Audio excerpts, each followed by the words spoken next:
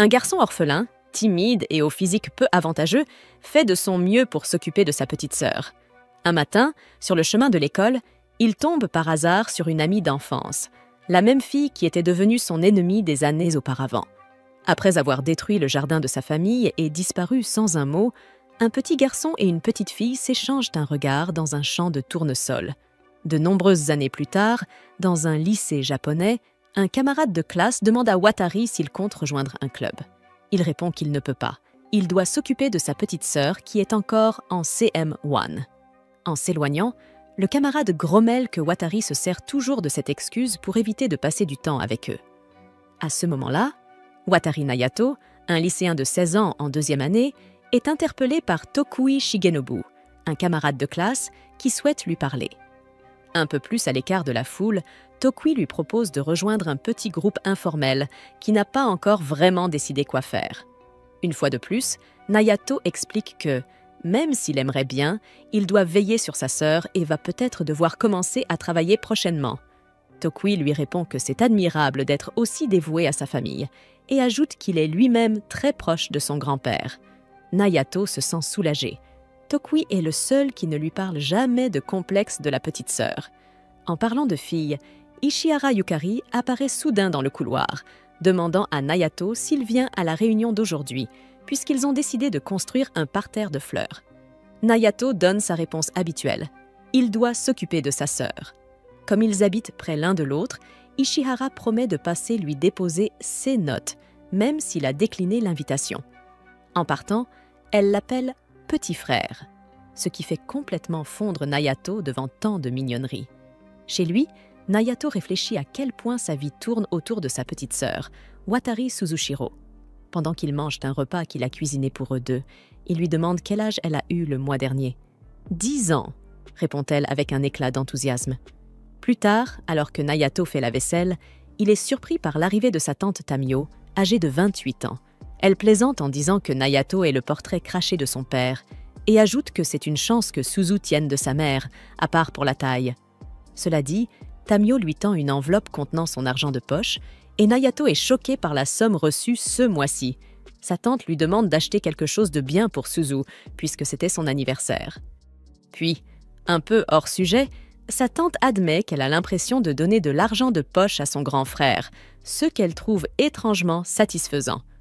En voyant son comportement un peu bizarre à ce sujet, Naoto ne peut s'empêcher de penser que c'est vraiment étrange, comme si elle insinuait qu'il y avait eu quelque chose entre elle et son père. Après son départ, Naoto réfléchit. Sa tante est décidément une personne bien mystérieuse. Elle donne l'impression d'être une femme au foyer, mais passe la majorité de son temps enfermée dans sa chambre et ne semble jamais sortir pour aller travailler. Le lendemain matin, Suzu demande à son frère de l'aider avec ses cheveux. Il lui dit qu'elle ne devrait pas compter sur lui pour tout, mais Suzu insiste. Il sera toujours là pour s'occuper d'elle, même quand elle sera vieille et ridée. En fait, elle déclare qu'elle ne pourrait pas vivre sans son grand frère, car ils sont tout ce qu'il leur reste comme famille. En entendant cela, Naoto ressent une vague de tristesse. Leurs parents sont morts. Il y a astérisque, astérisque, 2 ans, astérisque, astérisque. Et depuis, lui et Suzu ont été trimballés d'une maison à l'autre, chez divers membres de la famille. Il y a astérisque, astérisque, 1 mois astérisque, astérisque. Ils ont finalement emménagé chez leur tante, en périphérie de Tokyo. Une fois près, Naoto accompagne sa petite sœur jusqu'à l'école. En chemin, elle lui montre des plants de soja, les mêmes que leur mère cultivait autrefois. Naoto lui demande ce qu'elle veut pour son anniversaire. Puisqu'elle n'a encore rien reçu, son visage s'illumine, ravie à l'idée d'avoir un cadeau plus tard dans la journée. Pendant ce temps, une fille blonde portant le même uniforme scolaire marche derrière eux, et Naoto ressent un étrange malaise, sans trop savoir pourquoi. Il dit rapidement à Suzu de rentrer directement à la maison après les cours. Retour au moment où Watari disait qu'Ishihara était mignonne. Tokui lui conseille de l'oublier. Même Naoto admet qu'elle est bien trop bien pour lui. Apparemment, Tokui a entendu dire qu'elle avait même refusé une offre d'un grand cabinet de mannequins national. Et en parlant de filles magnifiques, une nouvelle élève incroyablement belle vient de rejoindre la classe voisine, Takabana Satsuki. Rien que d'entendre ce nom suffit à faire transpirer Watari à grosses gouttes.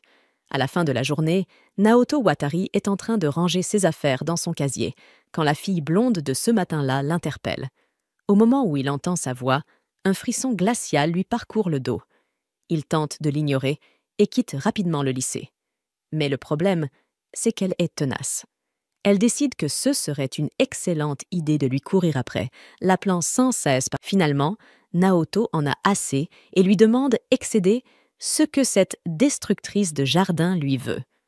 Avec un sourire rusé, la fille se réjouit qu'il se souvienne d'elle, mais elle se présente quand même. Takabana Satsuki. Cela fait 6 ans qu'ils ne se sont pas vus. Naoto râle en disant qu'elle l'a suivi toute la matinée, mais elle le corrige. C'est depuis qu'elle a été transférée. Agacé, il lui fait comprendre qu'il ne lui a toujours pas pardonné d'avoir détruit leur jardin il y a 6 ans. Elle s'excuse, mais uniquement pour l'avoir suivi, pas pour le jardin. Passant à autre chose, elle dit qu'elle a quelque chose d'important à lui dire, mais Naoto invente un prétexte pour s'échapper. Satsuki proteste qu'il l'a traitée bien mieux avant, et il admet que c'est uniquement parce qu'elle avait soudainement disparu de sa vie. À ces mots, la fille le prend par derrière et lui promet de ne pas le lâcher tant qu'il ne l'aura pas écouté. À bout, Naoto supplie qu'on le libère, et quand elle le relâche enfin, il s'enfuit à toute vitesse, transformant la situation en véritable course-poursuite. Non loin de là, Suzu marche dans la rue, songeuse, réfléchissant à ce qu'elle veut comme cadeau. Elle aperçoit une famille heureuse en train de jardiner, et quelque chose en elle lui dit que c'est exactement ce qu'elle voudrait. Soudain, son frère déboule comme un fou furieux, la soulève par son sac à dos et parvient à se précipiter dans la maison avant de se faire rattraper. De retour en sécurité, Suzu veut savoir qui était cette fille, mais Naoto fait comme si de rien n'était et répond que ce n'était personne d'important. La petite fille finit alors par révéler ce qu'elle veut vraiment, un jardin pour pouvoir planter des légumes avec son grand frère. Un peu gêné, Naoto tente d'expliquer qu'ils n'ont pas de terrain pour ça, mais Suzu insiste. Il n'a qu'à en acheter un, tout simplement. Et là, sans prévenir, tante Tamio surgit, apparaissant sinistrement derrière une porte, et propose son arrière-cour pour leur potager, vu qu'elle ne l'utilise jamais et qu'elle est complètement envahie par les mauvaises herbes. En découvrant le jardin, Naoto sent la pression de cette herbe folle et envahissante, mais il est prêt à faire l'effort pour sa sœur. Et en plein milieu de tout ça, Satsuki réapparaît soudainement, une houe à la main, faisant sursauter Naoto de peur. Pendant ce temps, Ishihara erre dans le quartier à la recherche de la maison des Watari, jusqu'à ce qu'elle entende un hurlement de Naoto. Naoto, paniquée, demande ce que Satsuki fait dans le jardin de sa tante, mais elle se contente de dire qu'elle se souvient enfin de ce qu'elle voulait lui dire. Naoto dit qu'il ne comprend même pas pourquoi elle lui en veut autant. Il est enfin sur le point de commencer une vie normale avec Suzu, mais Satsuki insiste, il se trompe complètement. Et puisque les mots ne suffisent pas à le faire changer d'avis, elle décide de passer à l'action. Soudain, elle l'attrape et l'embrasse, à pleine bouche, là, sans prévenir.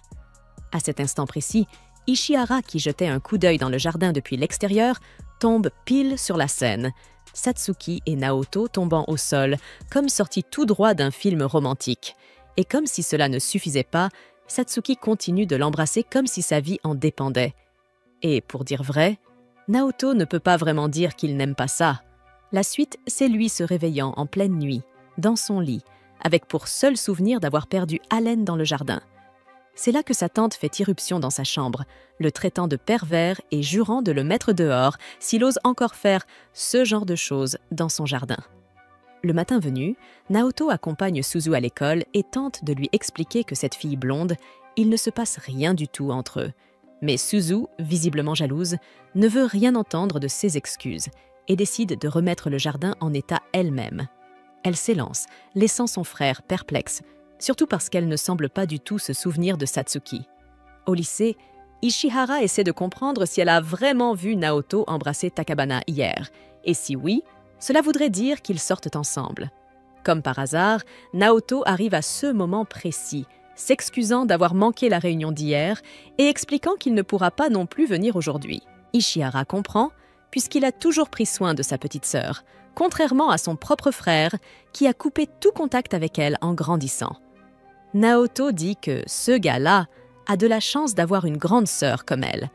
Et c'est à ce moment-là que Satsuki arrive, tout sourire, lançant un joyeux bonjour. Furieux, Naoto lui demande comment elle a pu lui faire ça hier, mais Satsuki l'ignore royalement et, l'observant attentivement, décrète que le jeune Naoto semble avoir un petit faible pour un certain type de pastèque, exactement celle dont Ishihara est bien équipé. Horrifié, Naoto attrape Satsuki par le bras et l'entraîne avec lui en courant, laissant Ishihara totalement perdu face à cette scène absurde. Sur le balcon du lycée, Naoto essaie de comprendre ce qu'il se passe avec cette fille à problème, pendant qu'elle lui rend les houes qu'elle lui avait empruntées il y a 6 ans. À l'époque, quand la famille Watari vivait encore à Shinshu, Satsuki était venue un jour. Naoto lui avait offert une tomate, et c'est ainsi que les deux avaient commencé à discuter. Voici la traduction fidèle en français, avec correction grammaticale et style narratif fluide, tout en respectant les dialogues et en traduisant les chiffres en toutes lettres. Avec le temps, ils étaient devenus de très proches amis. Si proches que la mère de Naoto avait un jour dit que cette petite fille l'aimait vraiment beaucoup. Mais un jour, sans prévenir, Satsuki détruisit le jardin des Watari, puis disparut, juste comme ça. De retour au présent, Naoto lui demande pourquoi elle a fait ça, mais Satsuki refuse de répondre, sachant qu'il ne lui pardonnerait jamais. Pourtant, elle tient à s'excuser sincèrement, et cela ne la dérangerait même pas s'il voulait faire quelque chose d'un peu coquin pour se venger. Gêné, Naoto lui dit de cracher le morceau une bonne fois pour toutes. Mais comme il ne comprend toujours rien, Satsuki baisse la tête et s'en va, laissant Naoto passer pour le méchant de l'histoire. Et honnêtement, il n'arrive pas à croire que son tout premier baiser ait eu lieu hier, avec elle.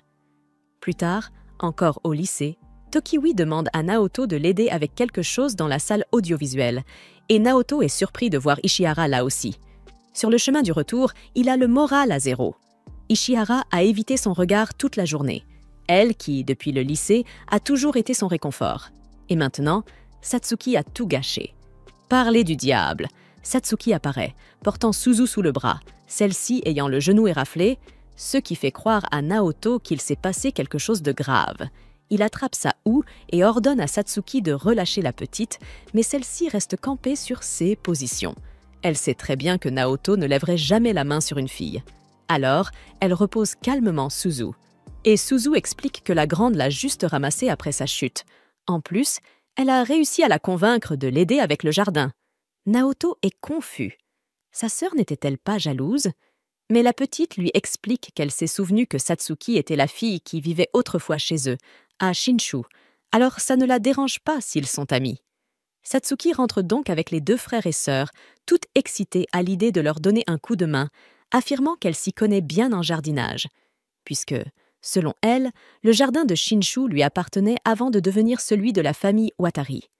Naoto est abasourdie par cette révélation, mais avant qu'elle n'en dise plus, Ishihara arrive et lui demande s'ils peuvent parler en privé. Le lendemain, les deux se retrouvent seuls dans un supermarché. Ishihara lui dit que les autres n'ont pas pu venir. Pendant ce temps, Suzu et Satsuki s'occupent du jardin, et la petite fond en larmes, pensant que son frère l'a peut-être oubliée. La veille, Ishihara avait dit que le comité avait décidé d'acheter le matériel pour les plates-bandes et qu'il devrait aller faire les courses après les cours le lendemain. Suzu s'était souvenu que son frère lui avait promis de travailler dans le jardin. En ce moment même, Satsuki appelle Suzu pour aller faire les courses, laissant le jardin de côté pour plus tard. Au marché, après avoir attrapé un sac d'engrais, Ishihara trouve enfin le courage de demander à Watari s'il sort avec Takabana. Quand Watari lui répond que non, il tente de lui avouer ce qu'il ressent pour elle. Mais au moment de vérité, il perd ses moyens. En sortant du marché, Naoto est pris en embuscade par sa petite sœur qui devient immédiatement jalouse en le voyant seul avec une fille. Elle se met à lui hurler dessus, l'insultant de tous les noms possibles. Pour la calmer, il lui montre la petite houe bleue qu'il lui a achetée, sachant que Suzu n'est pas fan des couleurs trop féminines comme le rose. Pendant ce temps, Satsuki s'éclipse discrètement sans que personne ne la remarque. Et soudain, Ishihara lâche qu'elle aime Watari, touchée par la manière dont il traite sa petite sœur. Réalisant qu'elle en a trop dit, elle tente désespérément de se rétracter, puis finit par s'enfuir, complètement embarrassée. Suzu, confuse, demande où est passée Satsuki, et ce n'est qu'à ce moment-là que Naoto se rend compte que la blonde était là, elle aussi. De retour à la maison, Suzu ne tient plus en place. Elle montre fièrement sa nouvelle houe à tante Tamio, tandis que Naoto se demande si Satsuki ne serait pas retourné dans leur jardin. Et en effet, lorsqu'il contourne la maison, il aperçoit cette même chevelure blonde flotter au vent. Tout comme cet été, il y a 6 ans, quand Satsuki l'avait accueilli avec un « bienvenue ». Maintenant, elle veut savoir comment s'est passée sa sortie, alors Naoto lui explique maladroitement qu'il était seul avec Ishihara seulement parce que les autres n'avaient pas pu venir. Quoi qu'il en soit, Satsuki annonce qu'elle aussi veut sortir avec lui, puis éclate de rire, disant que ce n'était qu'une blague. Gêné, Naoto se jure intérieurement de ne plus jamais tomber dans ses pièges. Il ne veut plus jamais ressentir ce qu'il a ressenti étant gosse. En regardant le jardin, il remarque à quel point tout semble propre. Satsuki hausse les épaules, affirmant avoir tenu sa promesse. Désherber aurait été trop fatigant, alors elle a tout retourné d'un coup. Sans la moindre gêne, elle annonce qu'elle va se changer parce qu'elle est trempée de sueur et commence à enlever son haut, en plein milieu du jardin. Naoto la stoppe juste à temps. Mais quand tante Tamio ouvre la porte qui donne sur le jardin, Naoto, qui avait perdu l'équilibre, est sur le point de tomber droit sur la petite tornade blonde qui lui avait déjà causé tant d'ennuis autrefois. Tante Tamio avait été très claire. Elle ne tolérerait plus ce genre d'idiotie dans sa maison. Résultat, Naoto se prend une sévère engueulade, accompagnée d'une correction bien sentie.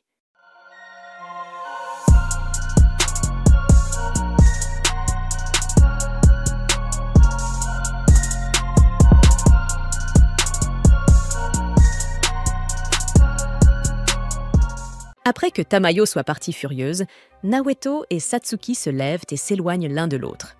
La situation laisse Naoto troublé, alors il propose à Suzu d'aller faire un tour pour se changer les idées, tout en disant à Satsuki de rentrer chez elle. Mais au lieu de les laisser partir, Satsuki se met à marcher juste derrière eux, prétextant que sa maison est dans la même direction. Pendant qu'ils avancent, elle demande négligemment s'ils vont déménager. Naoto, un peu surpris, confirme son intuition. Il admet qu'il espérait que cette fois, lui et Suzu pourraient rester un peu plus longtemps au même endroit. Quand il lui dit que sa vie privée ne la regarde pas, Satsuki attrape sa cravate et le tire vers elle pour le forcer à la regarder. Calmement, elle lui dit qu'elle sait déjà ce qui est arrivé à sa famille. Mal à l'aise par la proximité, Naoto finit par se confier. Alors que le soleil se couche, il raconte comment ils ont fini par vivre chez Tamayo. Le mariage de leurs parents n'avait jamais été accepté par aucune des deux familles, alors après leur mort, personne ne s'est vraiment senti concerné pour les recueillir. Ils avaient été trimballés de parent en parent, tous plus réticents les uns que les autres, et Tamayo n'était que la suivante sur la liste. Satsuki l'interrompt, suggérant que Tamayo se soucie peut-être plus qu'elle ne le laisse paraître. Après tout, elle leur a permis de cultiver son jardin. Elle sort alors plusieurs sachets de graines de sa poche et les tend à Naoto. Avant de partir, elle lui dit que si jamais ils se font vraiment expulser, lui et Suzu pourront venir vivre chez elle. Plus tard, Suzu se réveille et réalise que Tamayo est probablement encore fâché contre Naoto, puisqu'ils ne sont toujours pas rentrés. Elle saisit la main de Naoto et lui fait promettre que peu importe où il ira, il devra toujours l'emmener avec lui. De retour à la maison, Tamayo sort de la douche et cherche désespérément ses lunettes, jusqu'à ce qu'elle découvre que son chat les a embarquées. Elle se lance à sa poursuite et, en tournant un coin, tombe accidentellement sur Naoto, qui venait tout juste de rentrer pour s'excuser. Rougissante, Tamayo comprend qui elle vient de heurter et se précipite aussitôt dans la salle de bain. De l'autre côté de la porte, Naoto s'agenouille et la supplie de leur laisser un peu plus de temps. Il explique que s'occuper du jardin est désormais devenu leur responsabilité, à lui et Suzu, et qu'il faudra du temps avant de pouvoir récolter quoi que ce soit. Tout ce qu'il souhaite, c'est rester assez longtemps pour voir ce travail aboutir. Sans prévenir, Tamayo ouvre la porte, cette fois entièrement habillée, et lui demande de lui rendre ses lunettes. Lorsqu'elle les remet et peut enfin le voir clairement, elle lui demande froidement si Satsuki est sa petite amie. Naoto lui répond sans hésitation. « Satsuki, dit-il, n'est qu'une amie d'enfance. » Il affirme avec fermeté qu'il n'a aucune intention de se mettre en couple, car sa seule priorité est de s'occuper de Suzu. À ce moment-là, Suzu entre dans la pièce et demande à Naoto s'il a enfin terminé de s'excuser.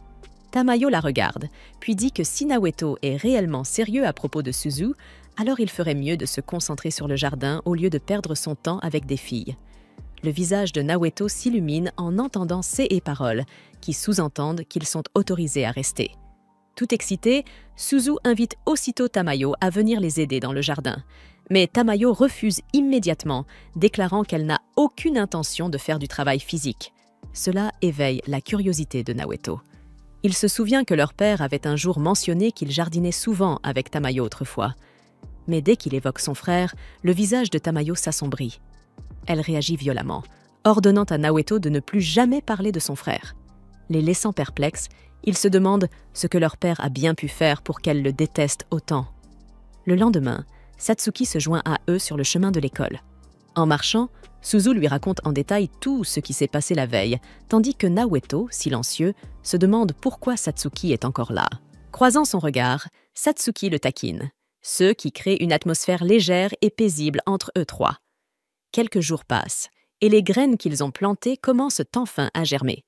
Naoto explique qu'ils font pousser une variété spéciale de radis qui peut être récoltée en seulement 20 jours. Mais il enchaîne rapidement sur un sujet plus sérieux.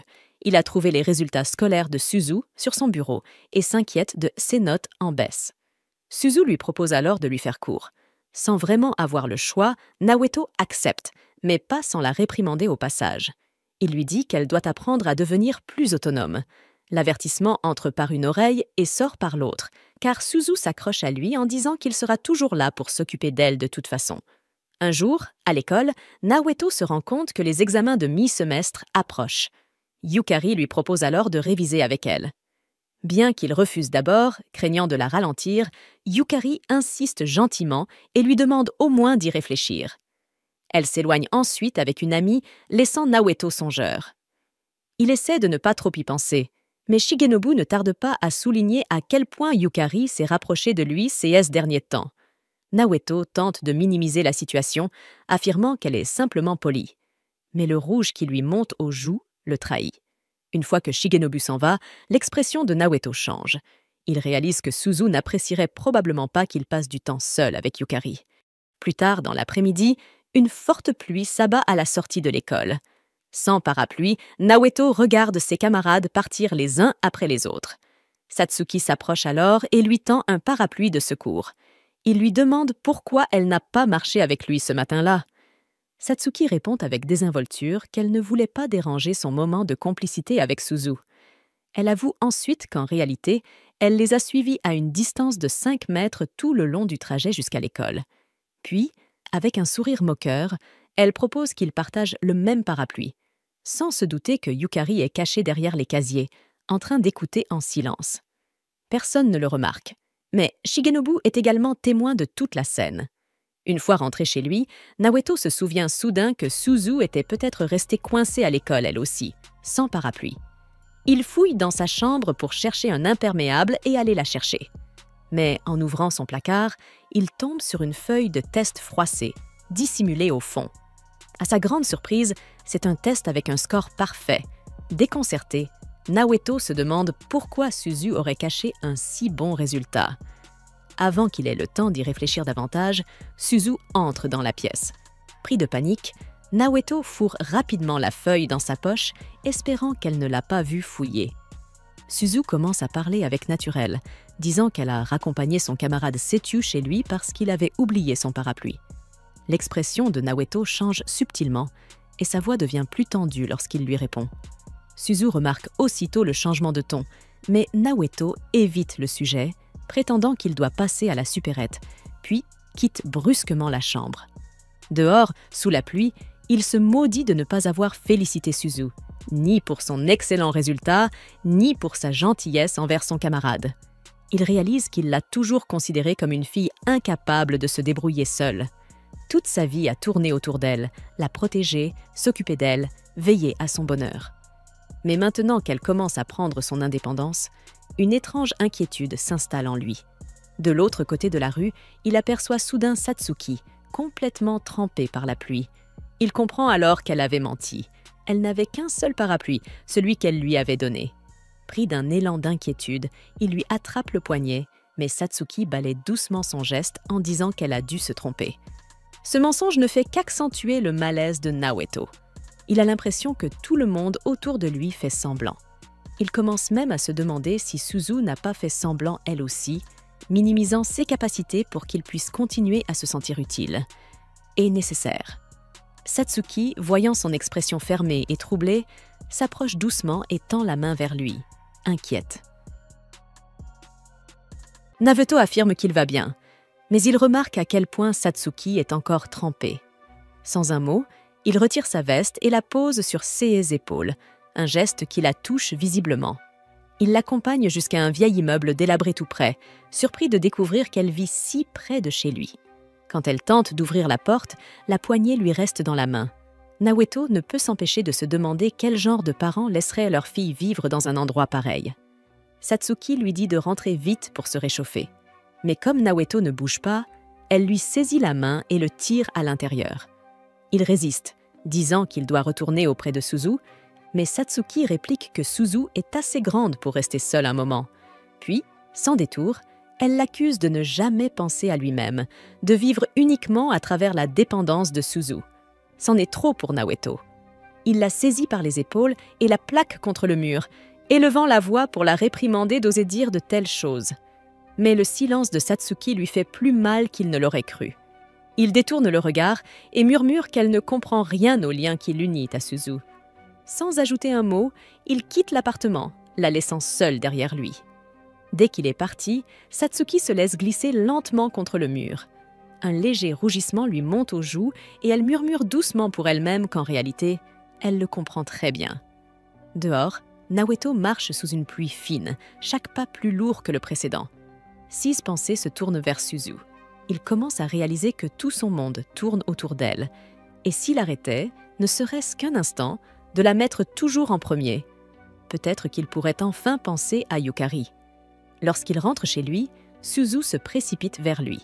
Elle s'excuse en larmes, pensant que c'est de sa faute s'il a disparu plus tôt. Mais Naoto la rassure doucement et lui tend des sucreries en signe de paix. Il lui promet de rentrer plus tôt la prochaine fois et de lui ramener encore plus de cadeaux pour compenser.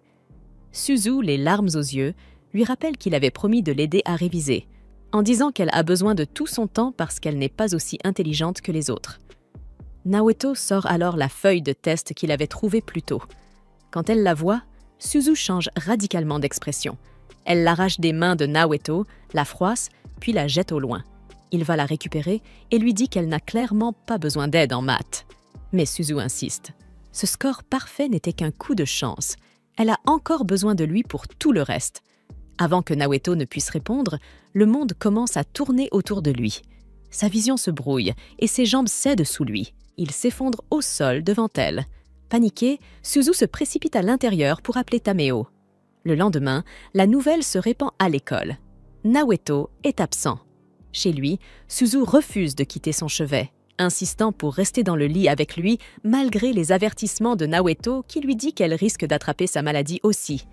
Il fait de son mieux pour la convaincre d'aller à l'école. Après plusieurs supplications, elle finit par céder et sort de la maison. Vers midi, Naoto se réveille à nouveau et sent immédiatement que quelque chose cloche. Et en effet, Satsuki est allongée juste à côté de lui dans le lit, le fixant comme si tout allait bien. Il la gronde, lui demandant comment elle arrive toujours à entrer chez lui. Mais elle ignore la question et s'excuse de l'avoir rendue malade. Elle promet de partir tout de suite, mais propose d'abord de lui donner un médicament. Sans prévenir, elle sort un suppositoire pour enfant de sous sa jupe. Naoto la regarde avec horreur. Il lui demande pourquoi elle a apporté ça au lieu d'un médicament normal. Satsuki explique tranquillement que c'est le même que sa mère lui donnait autrefois. Le fait qu'elle se souvienne d'un détail aussi étrange lui donne encore plus mal à la tête. Il lui dit de retourner à l'école, mais elle lui répond calmement que les cours d'aujourd'hui se terminaient à midi. Il a dormi toute la matinée. Elle ajoute avoir essayé plusieurs méthodes pour le réveiller, tout en le taquinant sur ce que ça pouvait bien être. Avant qu'il n'ait le temps de creuser la question, la sonnette retentit.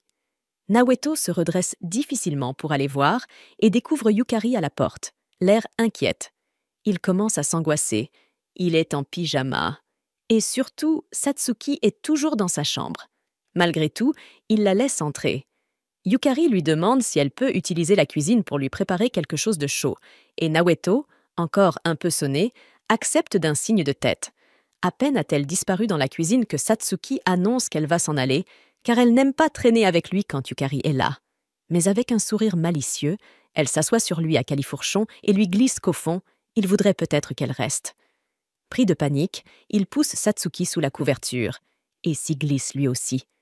Yukari entre dans la pièce, tout sourire, posant doucement un bol de soupe à côté de lui, complètement inconsciente de ce qui se passe. Naoto reste immobile, le cœur battant à tout rompre, se demandant comment il va pouvoir bouger ou même respirer, alors que Satsuki, sous les draps, est rouge comme une tomate.